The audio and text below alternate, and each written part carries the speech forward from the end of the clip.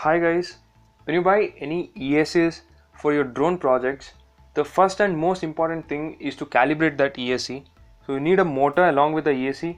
Just connect the motor to the ESC so that yellow wire is connected to the center one, and red and black you can connect in either of the way. We have to connect the ESC to the third channel of the receiver with signal pin at the top. First switch on the transmitter and keep the throttle stick to its maximum position. Connect the power supply and wait for some time. After the beep sound, decrease the throttle slowly to 0.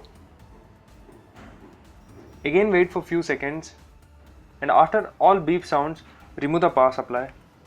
And you are done with the calibration.